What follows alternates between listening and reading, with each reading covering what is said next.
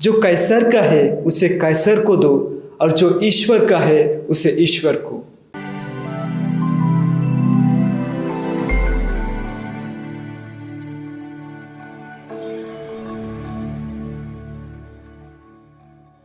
प्रिय भाइयों और बहनों, बीते 3 रविवार के सुसमाचार में हमने सुना कि प्रभु यीशु 3 दृष्टांतों के माध्यम से यहूदियों को, नेताओं को स्पष्ट रूप से दोषी ठहराते हैं, जिसे महायाजक और फरीसी लोग और नेता लोग नाराज हो जाते हैं और यहूदी लोग इस ताक में हैं, इंतज़ार में हैं कि यीशु को किस तरह फंसाया जाए। और उस समय यीशु के अनुयायियों की संख्या बढ़ती जा रही थी और इसी कारण से सब लोग, विशेष रूप से यहूदी लोग नाराज थे। और इसलिए आज के सुसमाचार में हमने सुना कि उन्होंने यीशु के पास कुछ फरीसियों और हेरोदियों को भेजते हैं। वे कौन हैं जो फरीसियों और हेरोदियों को भेजते हैं?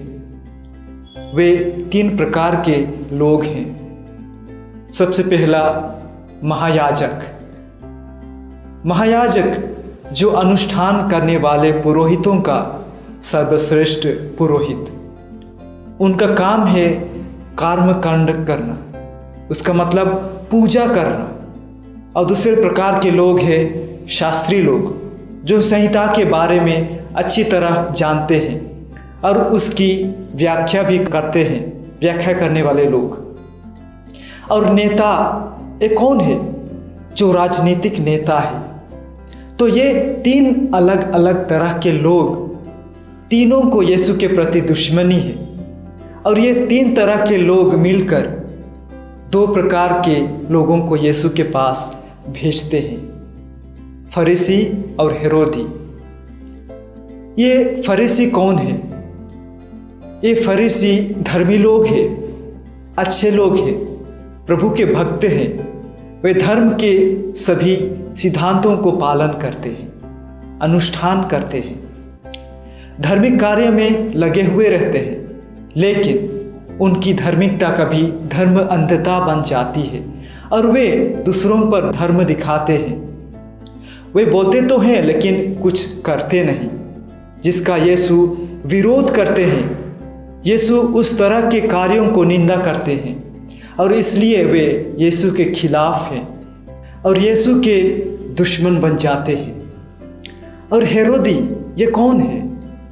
यह एक समुदाय है जो उस समय के राजा हेरोद अंतिपस के अनुयायी हैं। तो ये हेरोदी अंतिपस आधा यहूदी था, लेकिन रोमियो ने उन्हें राजा के रूप में नियुक्त किया था और रोम के प्रति हेरोद के अंदर निष्ठा थी और इसलिए रोम उन्हें राजा के रूप में नियुक्त किया था। तो ये 2 लोग आपस में विरोधी थे, लेकिन मेरे मित्रों का मित्र मेरे दुश्मनों का दुश्मन है।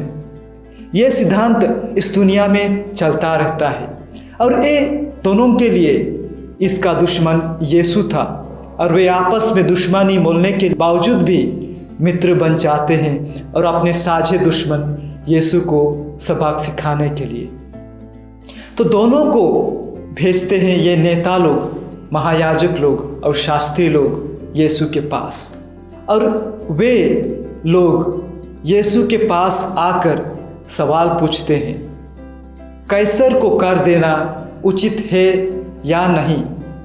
तब यीशु प्रज्ञापूर्ण उत्तर देते हुए कहते हैं, जो कैसर का है उसे कैसर को दो और जो ईश्वर का है उसे ईश्वर को। प्रिय भाइयों और बहनों, यीशु के इस छोटे सा जवाब का बहुत बड़ा अर्थ है और इसका 2 भाग है। पहला है, जो कैसर का है उसे कैसर को दो।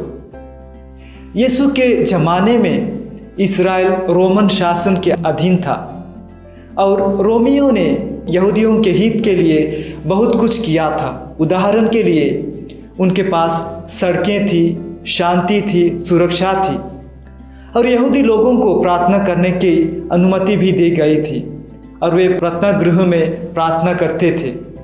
और इन सभी चीज़ों के लिए उन्हें कर देना उचित था, उनका कर्तव्य था। जो व्यक्ति जिस देश में निवास करता है वह उस देश की नागरिक है और सरकार उसके लिए, उसके हित के लिए बहुत कुछ कार्य करता है।